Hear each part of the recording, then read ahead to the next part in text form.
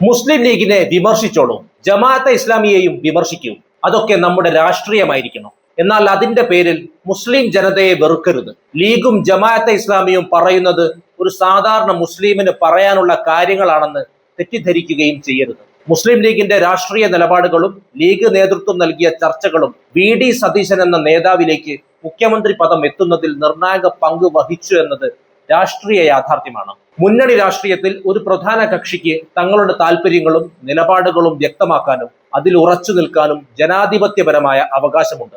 ജമാഅത്തെ ഇസ്ലാമിയുടെ പിന്തുണയെക്കുറിച്ചുള്ള വിവാദങ്ങളും ചർച്ചകളും തിരഞ്ഞെടുപ്പ് രാഷ്ട്രീയത്തിന്റെ ഭാഗമായി എക്കാലത്തും ഉയരാറുള്ളതുമാണ്. എന്നാൽ ഈ രാഷ്ട്രീയ നീക്കങ്ങളെയും തർക്കങ്ങളെയും മുൻനിർത്തി കേരളീയ സമൂഹത്തിൽ രൂപപ്പെടുന്ന വർഗീയ ധ്രുവീകരണവും വെറുപ്പിന്റെ രാഷ്ട്രീയവുമാണ് യഥാർത്ഥത്തിൽ ആശങ്കയുണർത്തുന്നത്. ഏറ്റവും അപകടകരമായ പ്രവണത രാഷ്ട്രീയ പാർട്ടികളോടും സംഘടനകളോടുമുള്ള എതിർപ്പോ വൈരാഗ്യമോ ഒരു ജനവിഭാഗത്തിന് നേരെ മൊത്തമായി തിരിച്ചുവിടപ്പെടുന്നു എന്നതാണ്. മുസ്ലിം ലീഗോ ജമാഅത്തെ ഇസ്ലാമിയോ എടുക്കുന്ന രാഷ്ട്രീയ തീരുമാനങ്ങൾ ആ സമുദായത്തിലെ ഓരോ വ്യക്തിയുടെയും ചിന്തയോ നിലപാടോ ആകണമെന്നില്ല. രാഷ്ട്രീയ വിയോജിപ്പുകളെ ജനാധിപത്യപരമായി നേരിടുന്നതിന് പകരം അതിനെ ഒരു ജനവിഭാഗത്തിന് മേലുള്ള പൊതുവായ വിദ്വേഷമാക്കി മാറ്റുന്നത് നമ്മുടെ മതേതര ബോധത്തിന് ഏൽപ്പിക്കുന്ന മുറിവ് ചെറുതല്ല. സാംസ്കാരികമായി ഏറെ സമ്പന്നമായ പൈതൃകമാണ് കേരളത്തിലെ മുസ്ലിം ജനവിഭാഗത്തിനുള്ളത്. സ്വാതന്ത്ര്യ സമര ചരിത്രത്തിലും നവോത്ഥാന പ്രസ്ഥാനങ്ങളിലും മലയാള ഭാഷയുടെയും സാഹിത്യത്തിന്റെയും വളർച്ചയിലും ഈ സമുദായം നൽകിയ സംഭാവനകൾ സമാനതകളില്ലാത്തതാണ്. കേരളത്തിന്റെ തനത് സംസ്കാരവുമായി അലിഞ്ഞു ചേർന്ന മതേതര മൂല്യങ്ങളെ നെഞ്ചേറ്റുന്ന ഒരു ജനതയെ ചില രാഷ്ട്രീയ സംഘടനകളുടെ മാത്രം പ്രതിനിധികളായി ചുരുക്കി കാണുന്നത് ചരിത്രത്തോടും സാമൂഹിക യാഥാർത്ഥ്യത്തോടും ചെയ്യുന്ന അനീതിയാണ്. രാഷ്ട്രീയ പാർട്ടികൾ തങ്ങളുടെ താല്പര്യങ്ങൾക്കായി പല കാര്യങ്ങളും ചെയ്യുമ്പോൾ വിദ്വേഷ പ്രചാരണങ്ങൾക്ക് വഴിപ്പെടാതെ ഒരുമയോടെ നിൽക്കുക എന്നതാണ് കേരളീയർ എക്കാലത്തും ഉയർത്തിപ്പിടിച്ചിട്ടുള്ള മാതൃക. രാഷ്ട്രീയമായ വിയോജിപ്പുകൾ നിലനിർത്തിക്കൊണ്ടു തന്നെ പരസ്പര ബഹുമാനവും സൗഹാർദ്ദവും തകരാതെ കാത്തു സൂക്ഷിക്കാൻ പൊതുസമൂഹത്തിന് സാധിക്കേണ്ടതുണ്ട്. എങ്കിൽ മാത്രമേ ജനാധിപത്യവും മതേതരത്വവും അതിന്റെ പൂർണ്ണമായ അർത്ഥത്തിൽ ഇവിടെ നിലനിൽക്കൂ. കേരളത്തിന്റെ ചരിത്രവും സംസ്കാരവും രൂപപ്പെടുത്തുന്നതിൽ മുസ്ലിം ജനവിഭാഗം നിർവഹിച്ച പങ്കിനെ കേവലം രാഷ്ട്രീയ ചർച്ചകളുടെയോ ഏതാനും സംഘടനകളുടെയോ അതിർവരമ്പുകൾക്കുള്ളിൽ ഒതുക്കി നിർത്താൻ സാധിക്കില്ല. സമകാലിക രാഷ്ട്രീയത്തിലെ വിയോജിപ്പുകളോ വിദ്വേഷങ്ങളോ ഒരു ജനതയ്ക്ക് നേരെയുള്ള പൊതുവായ വെറുപ്പായി മാറുന്നത് ചരിത്രത്തോടും സാമൂഹിക യാഥാർത്ഥ്യത്തോടും ചെയ്യുന്ന വലിയ അനീതിയാണ്. കേരളത്തിന്റെ സാമൂഹിക സാംസ്കാരിക സാമ്പത്തിക അടിത്തറ പാകുന്നതിൽ ഈ സമുദായം നൽകിയ സംഭാവനകൾ സമാനതകളില്ലാത്തതാണ്. കേരളത്തിന്റെ സാമ്പത്തിക ചരിത്രം പരിശോധിച്ചാൽ അതിൽ മുസ്ലിം ജനവിഭാഗത്തിന്റെ പങ്ക് വളരെ നിർണായകമാണെന്ന് കാണാം. നൂറ്റാണ്ടുകൾക്ക് മുൻപ് തന്നെ അറബ് വ്യാപാരികളുമായി മലബാർ തീരത്തിനുണ്ടായിരുന്ന സൗഹൃദമാണ് കേരളത്തെ ആഗോള വ്യാപാര ഭൂപടത്തിൽ അടയാളപ്പെടുത്തിയത്. കോഴിക്കോട്ടെ സാമൂതിരി രാജാക്കന്മാരുടെ കാലം മുതൽക്കേ കപ്പൽ നിർമ്മാണത്തിലും സമുദ്ര വ്യാപാരത്തിലും ഇവിടുത്തെ മുസ്ലിങ്ങൾ വലിയ പങ്ക് വഹിച്ചു. തുറമുഖ നഗരങ്ങളുടെ വികസനവും സുഗന്ധവ്യഞ്ജന വ്യാപാരവും കേരളത്തിന്റെ സാമ്പത്തിക സ്രോതസ്സായി മാറിയതിനു പിന്നിൽ ഈ ജനവിഭാഗത്തിന്റെ കഠിനാധ്വാനവും ബിസിനസ് വൈഭവവുമുണ്ട്.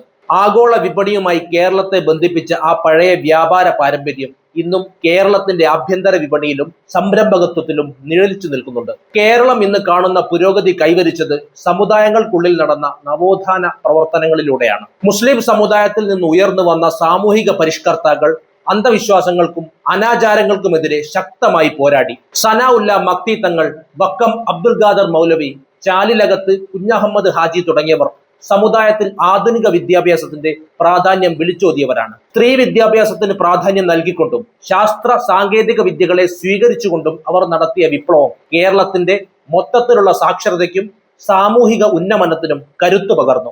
മദ്രസകളിൽ ആധുനിക സ്കൂൾ വിദ്യാഭ്യാസം കൂടി ഉൾപ്പെടുത്താൻ കാണിച്ച ധൈര്യം മലബാറിന്റെ വിദ്യാഭ്യാസ ചരിത്രത്തെ മാറ്റിമറിച്ചു.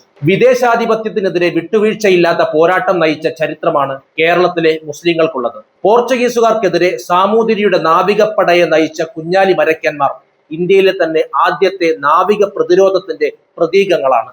ബ്രിട്ടീഷ് വിരുദ്ധ പോരാട്ടങ്ങളിൽ മമ്പുറം തങ്ങളെപ്പോലെയുള്ള ആത്മീയ നേതാക്കൾ നൽകിയ ഊർജം ചെറുതല്ല. 1921 മലബാർ സമരം ഉൾപ്പെടെയുള്ള ചരിത്ര സംഭവങ്ങൾ അടിച്ചമർത്തലുകൾക്കെതിരെയുള്ള ശക്തമായ പ്രതിരോധങ്ങളായിരുന്നു. അധിനിവേശ ശക്തികളോട് സന്ധി ചെയ്യാൻ തയ്യാറാകാത്ത ഈ ധീരമായ ചരിത്രം കേരളത്തിന്റെ സ്വാതന്ത്ര്യബോധത്തെ എക്കാലത്തും ജ്വലിപ്പിച്ചു നിർത്തിയിട്ടുണ്ട്. കേരളത്തിന്റെ ഭാഷയെയും കലയെയും സമ്പന്നമാക്കുന്നതിൽ ഈ ജനവിഭാഗം നൽകിയ സംഭാവനകൾ വിസ്മരിക്കാനാവാത്തവയാണ്. അറബിയും മലയാളവും ചേർന്ന അറബി മലയാളം എന്ന ഭാഷാ ശൈലി ഒരു വലിയ സാഹിത്യ ശാഖയ്ക്ക് തന്നെ ജന്മം നൽകി. മോയിൻകുട്ടി വൈദ്യരുടെ ഖസ്സുൽ അംബിയായും ബദർ പാട്ടും പോലുള്ള കൃതികൾ മലയാള സംസ്കാരത്തിന്റെ ഭാഗം തന്നെയാണ്. മാപ്പിളപ്പാട്ടുകൾ, ഒപ്പന, കോൽക്കളി തുടങ്ങിയ കലാരൂപങ്ങൾ കേരളത്തിന്റെ സാംസ്കാരിക വൈവിധ്യത്തിന് മാറ്റുകൂട്ടി. ആധുനിക മലയാള സാഹിത്യത്തിൽ വൈക്കം മുഹമ്മദ് ബഷീർ, UA ഖാദർ, NP മുഹമ്മദ് തുടങ്ങിയ എഴുത്തുകാർ പച്ചയായ മനുഷ്യജീവിതങ്ങളെ മനോഹരമായി ആവിഷ്കരിച്ച് മലയാള ഭാഷയെ ലോകോത്തര നിലവാരത്തിലേക്ക് ഉയർത്തി. കേരളത്തിന്റെ ആധുനിക ചരിത്രത്തെയും സാമ്പത്തിക വളർച്ചയെയും കുറിച്ച് സംസാരിക്കുമ്പോൾ പ്രവാസത്തെ മാറ്റി നിർത്തിക്കൊണ്ട് ഒരു ചർച്ചയും സാധ്യമല്ല.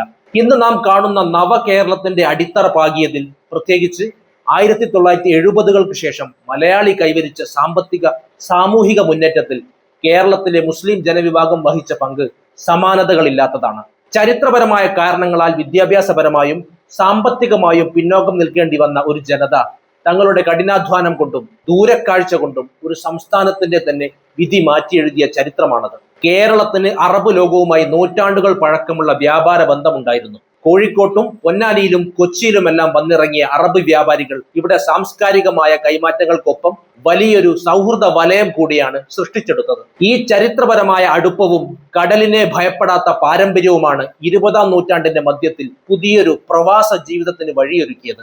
1950-കളിലും 60-കളിലും ഗൾഫ് രാജ്യങ്ങളിൽ എണ്ണ നിക്ഷേപം കണ്ടെത്തുകയും അവിടെ വികസന പ്രവർത്തനങ്ങൾ ആരംഭിക്കുകയും ചെയ്ത ഘട്ടത്തിൽ മലബാർ തീരത്തു നിന്നുള്ള മുസ്ലിം യുവാക്കളാണ് ആദ്യമായി അങ്ങോട്ട് തിരിക്കാൻ ധീരത കാണിച്ചത്. അക്കാലത്ത് കൃത്യമായ യാത്രാരേഖകളോ സുരക്ഷിതമായ കപ്പലുകളോ ഇല്ലാതെ പായ്ക്കപ്പലുകളിൽ ജീവൻ പണയം വെച്ചായിരുന്നു പലരുടെയും യാത്ര.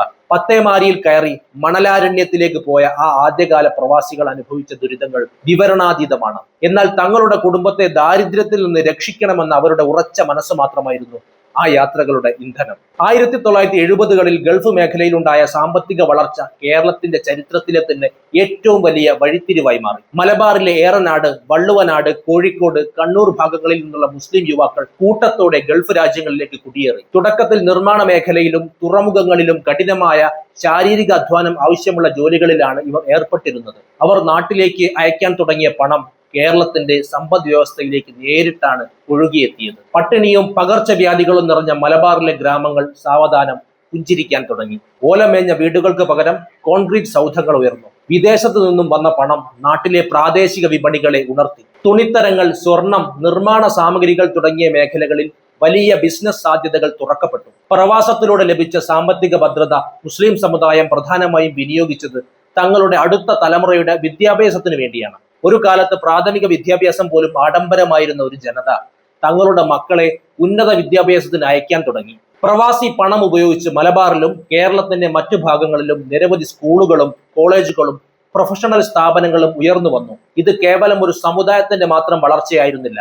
ഈ വിദ്യാഭ്യാസ സ്ഥാപനങ്ങളെല്ലാം ജാതി മത ഭേദമന്യേ ലക്ഷക്കണക്കിന് സാധാരണക്കാരായ മലയാളികൾക്കാണ് അറിവിന്റെ വെളിച്ചം പകർന്നു നൽകിയത്. സമുദായത്തിലെ പെൺകുട്ടികൾ കോളേജുകളിലേക്കും സർവകലാശാലകളിലേക്കും കടന്നു വന്നതാണ് ഇതിന്റെ ഏറ്റവും വലിയ നല്ല വശം. പ്രവാസത്തിന്റെ തണലിൽ വളർന്നു വന്ന ഈ വിദ്യാഭ്യാസ മുന്നേറ്റമാണ് ഇന്നത്തെ കേരളത്തിന്റെ ഉയർന്ന മാനവ വിഭവശേഷിക്ക് പിന്നിലെ പ്രധാന ശക്തി. കേരളത്തിന്റെ അടിസ്ഥാന സൗകര്യ വികസനത്തിൽ മുസ്ലിം പ്രവാസികളുടെ പങ്ക് വളരെ വലുതാണ്. നെടുമ്പാശ്ശേരി, കരിപ്പൂർ, കണ്ണൂർ തുടങ്ങിയ അന്താരാഷ്ട്ര വിമാനത്താവളങ്ങളുടെ നിർമ്മാണത്തിൽ പ്രവാസി മലയാളികൾ നിക്ഷേപിച്ച പങ്ക് ഇതിന് ഉത്തമ ഉദാഹരണമാണ്. പൊതു സ്വകാര്യ പങ്കാളിത്തത്തോടെ വിമാനത്താവളങ്ങൾ നിർമ്മിക്കാമെന്ന് കേരളം ലോകത്തിന് കാണിച്ചു കൊടുത്തപ്പോൾ അതിന് പിന്നിൽ പ്രവാസി പണത്തിന്റെ കരുത്തുണ്ടായിരുന്നു. വലിയ സൂപ്പർ സ്പെഷ്യാലിറ്റി ആശുപത്രികൾ, ഷോപ്പിംഗ് മാളുകൾ, IT പാർക്കുകൾ, വൻകിട റിയൽ എസ്റ്റേറ്റ് സംരംഭങ്ങൾ എന്നിവയിലെല്ലാം മുസ്ലിം പ്രവാസികളുടെ നിക്ഷേപമുണ്ട്.